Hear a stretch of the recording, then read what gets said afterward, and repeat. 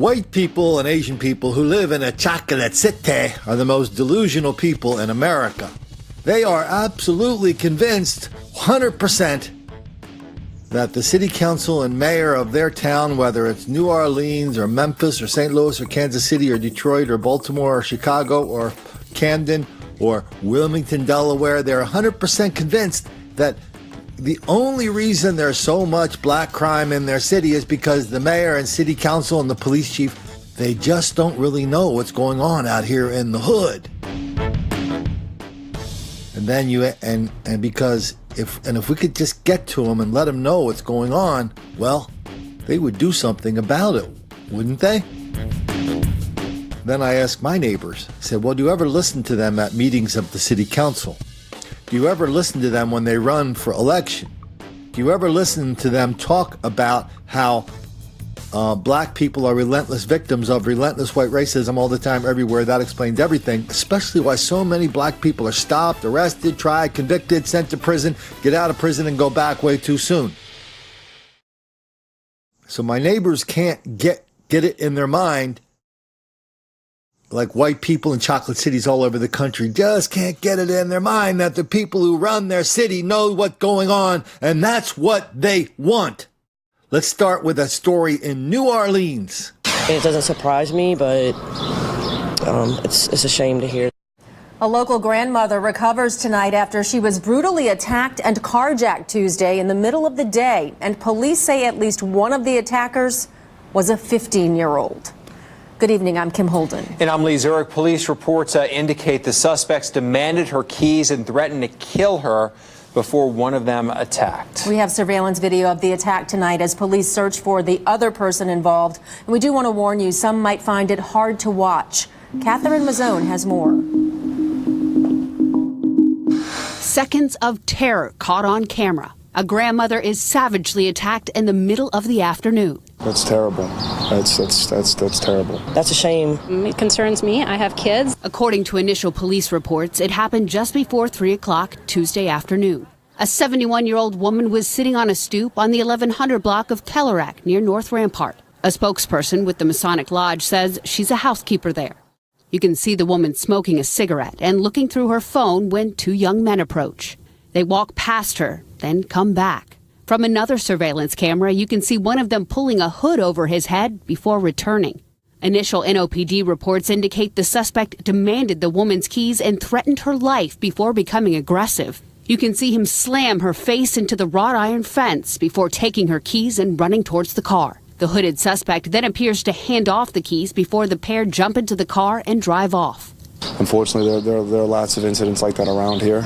Residents in the area say crime there is consistent. I am scared for my girlfriend because there are a lot of safety issues, especially for young women out here. You know, when there was a violent incident literally right outside my door that luckily I was able to intervene and stop, it was involving a young woman. Not far from the French Quarter, residents say their location makes them a target for criminal opportunists and troublemaking teens. I try to keep an eye out when I'm outside, looking around what's going on. But there are a lot of people who walk around here blindly because they don't know. There are about 20 Airbnb units within one block that I think becomes a target for people who think that this is easier to hit than tourists in the French Quarter. Diana McDermott is a member of the Neighborhood Association and a mother of two. 10 families with kids within one block here. She says crime is one reason why you don't see kids playing together outside around here. But she and others are trying to change that. So I think we're all going to have to think about a better way of dealing with these types of crime issues because I think it's only going to happen more. The Masonic Lodge spokesperson says it's unclear when the housekeeper will return to work. He says she has a broken orbital, a concussion, and bleeding behind one eye. So all the white people in the neighborhood are going, wow, I'm not surprised, but, we're very hopeful something's going to happen if we can just let everybody know that there's a lot of crime out here. No, they know. They know. They ran on it. When Mayor Cantrell, that's her name, she took over from Landreau a year or two ago. When they were running, everybody, that's one of the only things they talked about. Criminal justice reform. Who was going to do the most to let the most black people out of jail? Yeah, she wrote a commentary about it. She wrote a commentary saying, "Listen, we can't bring people to trial any faster, and we got to start letting people out on bail. We have to empty our jails." This was a big deal to her. And when people said, "Hey, is that a good idea, letting all these people out on bail?" Well, she explained it all in very complicated fashion, all the great things she's doing to partner with this group, partner with that group, how everybody's all on board with it. And anybody who has a problem with that, here's what she says. "That's the price we pay to live in a free society. Bail does not make our city safer. Unnecessary detention does not make us safer. Our community pays the cost. So putting people in jail with bail makes your city more dangerous. Locking up criminals makes the city more dangerous." That's how they roll in New Orleans. Nobody knows that. Or the victims don't know it. The victims pretend they don't know it. I mean, look at all the stories out there. This is a major deal. Like, the city wants to lower the New Orleans jail population. That's an accomplishment. Here's a huge story in one of the local magazines down there explaining that even though the new mayor elected a year or so ago, even though she had a little bit of trouble with her credit cards while she was running, now that she's elected, she's full on. She is 100% down with criminal justice reform because there's just too many damn black people in prison in New Orleans. And even though we can talk about black crime when we talk about how unfair it is that we arrest too many black people, we can never talk about black crime when we talk about who's actually committing the crime and against white people and start connecting the dots. Nobody wants to do that. I mean, there was a story in New Orleans just the other day, talked about, quote unquote, juvenile crime, and everybody's talking tough all of a sudden. Tough, tough, tough. It's all talk. Nothing has changed in New Orleans, but every time you get a high-profile murder or crime, everybody comes out and goes, "That's it, not on my watch." 10 minutes later, everything's back to the way it was. City leaders say juvenile crime is out of control and isn't showing signs of slowing down. In this special Crime Tracker report, Natasha Robin looks at what's being done to stop it. I had to wash the blood off the street because I can't stand to see my blood on that ground. Shattered glass on Cleveland Avenue, a painful reminder of Zelda Townsend's last moments. The alleged shooter, 17-year-old Emmanuel Pipkins. That's the last thing I could do for my cousin, is wash her blood off. This is real. He lost his wife. A daughter lost her mother. And it's senseless. Police say Townsend and her husband cornered the teen burglarizing their car.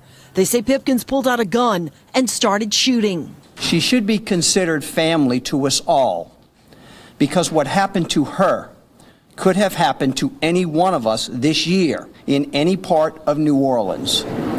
Our juvenile crime problem is that out of control. I'm disgusted. I'm disheartened. I'm upset. I'm angry. It seemed Townsend's murder was the tipping point for some who vowed to curb juvenile crime. And this is serious. And they're brazen. And they have no fear. There doesn't seem to be any end in sight. We have seen that the number of shootings, there have still been shootings, and the auto burglaries have still been rampant in New Orleans. City leaders agree there must be a systematic approach to stopping it. Mayor LaToya Cantrell says the city will soon begin aggressively enforcing curfew, arresting juveniles 16 years old or younger if they're out after hours. It's something that hasn't been a priority for years. In 2011, NOPD data shows police made more than 2,500 curfew arrests. Last year, the arrests dwindled to just 230. It allows for an early intervention with regard to the juvenile offender. We are in a position now where we can not only bring the juvenile in front of the justice system, put them into the court system, but we can also engage the parents. The city says it's partnered with the Covenant House. What's going to happen is when they come across young people who aren't going to or fro, who aren't in their neighborhood, and might have the look like, hey, you know, if we leave them out here, they might get in trouble. those are the young people that they're going to bring to Covenant House. Jim Kelly, the executive director of Covenant House, says the juveniles arrested for curfew violations will remain there until a parent or guardian picks them up. These are going to be the kids who haven't committed the crimes. Those who are out committing the crimes, they're going to go to jail. He says they'll end up here at the Youth Study Center. DA Leon Canizero encourages judges to give juvenile offenders consequences for their actions. And he says that doesn't always mean detention. The juveniles, I mean, they're not stupid. Don't think that they don't understand this. They realize if they get involved in the system and nothing happens to them, then they can go out and do it again because they don't expect anything to happen the second or third time. 13-year-old Lionel Reynolds now awaits trial at the Youth Study Center after police say he shot 2 people in separate incidents and committed several other crimes, including armed robbery. If he come out right now, he's guaranteed to take a life because it's a pat on the hand. One of his alleged victims, Daryl, is paralyzed from the waist down and lives in a wheelchair. He needs to be incarcerated because if you let him out, he's coming back again. It showed it where he did a crime of a gun and 3 days later he came back and he shot my grandson. I'm sorry, he do not need to be here. He needs to, it's not an example because what about us? As an alternative to incarceration for some juveniles, the city council added $214,000 to this year's budget to fund evening reporting centers. So that's New Orleans, a center of denial, deceit, and delusion when it comes to black criminality and violence, dysfunction, wildly out of proportion. And every 4 years, the mayor runs and promises all the criminals, all the black people, that she's going to do everything she can to make sure, A, nobody notices the crime, and B, nobody's getting arrested for the crime. Please, sir, I want some more. What? Please, sir, I want some more. That's right on the surface. I don't know why so many people, when they look at it, they ignore it. And she's telling us what she wants. The people of New Orleans are telling us what they want. If you live in New Orleans and you become a victim of this kind of crime, you're no longer allowed to look at us and say, you didn't know what was going on. You didn't know the mayor and city council and chief of police were down with the criminals, not you. Sorry, you're not allowed to say that anymore. Because that makes the black kids angry.